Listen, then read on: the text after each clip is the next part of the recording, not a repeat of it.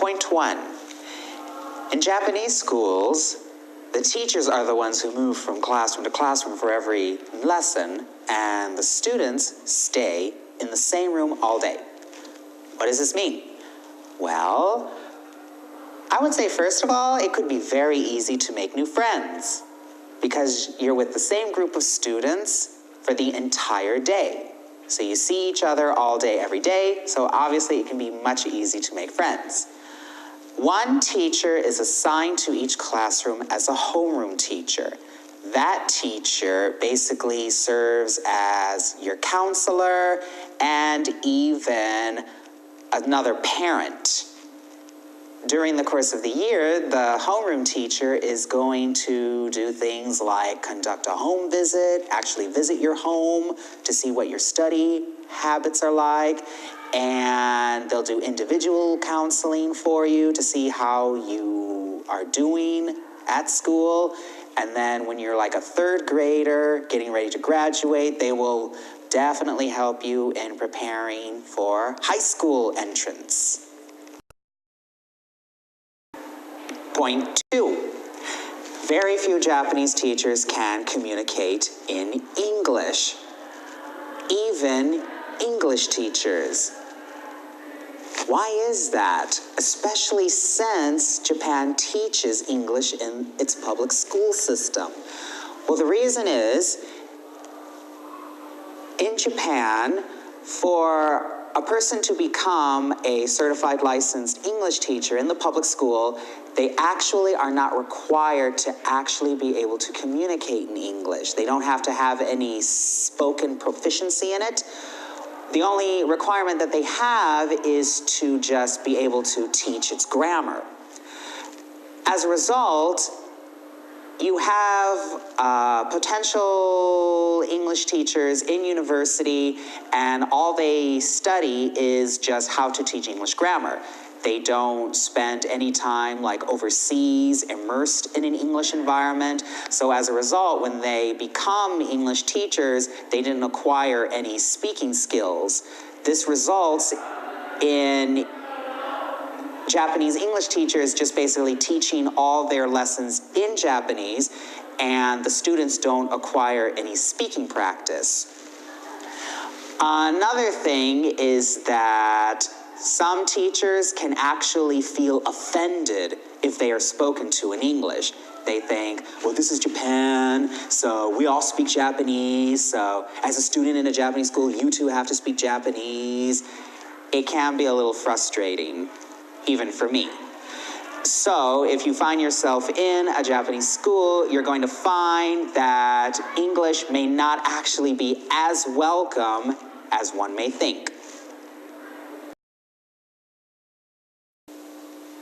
Point 3, class size. In Japan, class sizes tend to be big. How big? I think the national government regulates that the maximum number of students in a classroom is 40. So you can expect a class size to be 30 plus.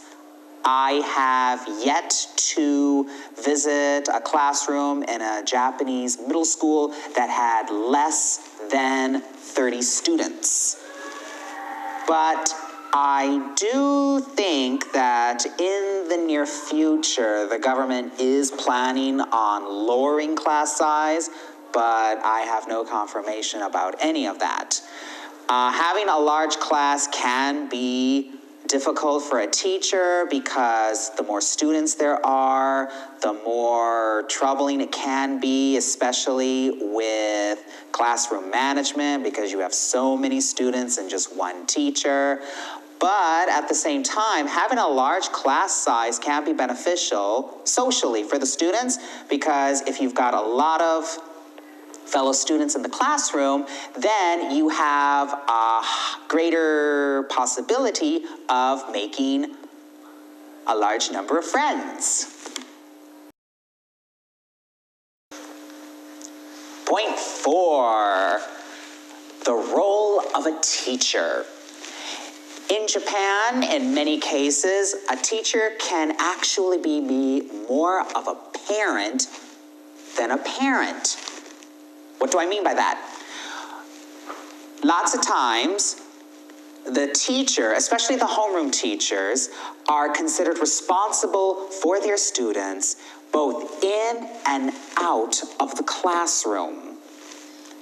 How can that work? For example, I heard this story of a situation that happened last year at one of my middle schools. A student was actually caught shoplifting. And instead of notifying his parents, they actually called his homeroom teacher first. So the homeroom teacher, and this was on a weekend too, so the homeroom teacher basically had to go to the police station and confront the student. And I don't know when the police finally contacted his actual parents, but it was the homeroom teacher who was contacted first. And also, if a student does something, bad, like in this case, shoplifting, the homeroom teacher is the one who is blamed for it because the homeroom teacher didn't teach the student properly how to be a good person in society. At least that's the mythology that they have here in Japan regarding a teacher's role. Point 5. Teaching techniques. In Japanese middle schools, teaching relies primarily on the lecture method, which means you have teachers standing in front of the blackboard and they write down stuff, and the students just simply copy the same stuff as their notes. I cannot speak for all subjects. However, I can definitely speak for English classes. So, this is how a typical English lesson in a Japanese middle school works. You have the English teacher, and of course, they're in front of the blackboard. They write various English sentences, usually identical sentences in the textbook. And then they write word for word Japanese translation underneath. And the entire time they're explaining these translations, it's obviously all in Japanese. So in the end, there's really no speaking going on. The only time in which speaking could be done in an English lesson is if they're doing listening and repeating. However, lots of times it's not the Japanese teacher who is doing the speaking, it's actually a CD from the textbook. So the teacher plays the CD, and the CD recites sentences directly from the textbook, and then the students just repeat what they hear. So that's pretty much their basic speaking practice. So it is pretty much typical for a student to graduate middle school after 3 years studying English and just not being able to communicate in English because all they did for speaking practice was just listening and repeating. Another thing, especially for those coming from countries like the United States and Australia, in those countries, students are encouraged to always raise their hand and ask questions during the lesson. However, in Japanese schools, that's looked at as a big taboo. If you are always raising your hand and asking the teacher questions, you're looked at as you could be looked at as a troublemaker because you're really disrupting the natural flow of lesson time. So if you find yourself in a Japanese middle school,